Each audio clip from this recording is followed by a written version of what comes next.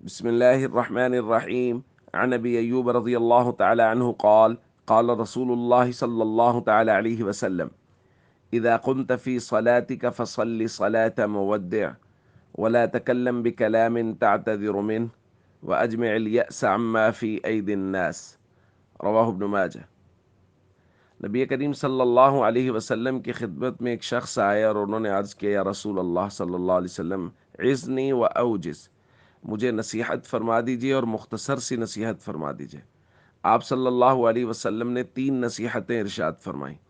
پہلی، فرمایا اذا قمت فی صلاتک، جب تم نماز کے لیے کھڑے ہو، فصلی صلاۃ مودع، تو پھر ایسی نماز پڑھو جیسے تم زندگی کی آخری نماز پڑھ رہے ہو۔ دوسرا فرمایا ولا تکلم بکلام تعتذر من، ایسا کلام نہ کرو جس سے بعد میں تمہیں معذرت کرنی پڑے۔ تیسرا فرمایا کہ جو کچھ لوگوں کے پاس ہے اس سے پوری طرح سے مایوس ہو جاؤ کہ اس میں تمہارا کوئی حصہ نہیں ہے۔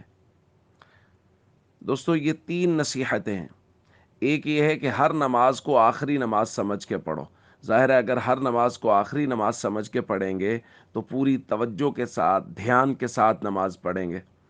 اور فرمایا کہ ایسی کلام نہ کرو کہ جس سے بعد میں معذرت کرنی پڑے، یعنی بہت سوچ سمجھ کے کلام کرو۔ گالی دینا، بدتمیزی کرنا، کسی کے ساتھ الجھنا کہ بعد میں معذرت کرنی پڑے یا ممکن ہے کہ بعد میں معذرت کرنی پڑے، اس سے بچو۔ اور تیسرا فرمایا کہ جو کچھ تمہارے پاس ہے بس وہی تمہارا ہے، جو لوگوں کے پاس ہے اس سے پوری طرح سے مایوس ہو جاؤ۔ میرے دادا جی رحمۃ اللہ علیہ فرمایا کرتے تھے کہ آپ کے پاس جو پیسے ہیں بس وہی آپ کے ہیں۔ اگر آپ کو 10 لوگوں نے کہا ہوا ہے کہ جو میرے پاس پیسے ہیں جی وہ آپ کے ہی ہیں، تو جب تک وہ آپ کی جیب میں نہیں ہے وہ آپ کے نہیں ہیں، وہ اسی کے ہیں جس کی جیب میں۔ تو اس لیے جو کچھ لوگوں کے پاس ہے، حضور نے فرمایا اس سے مایوس ہو جاؤ۔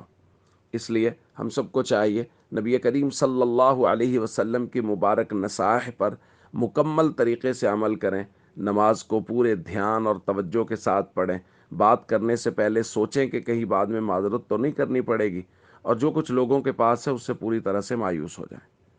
السلام علیکم ورحمۃ اللہ وبرکاتہ۔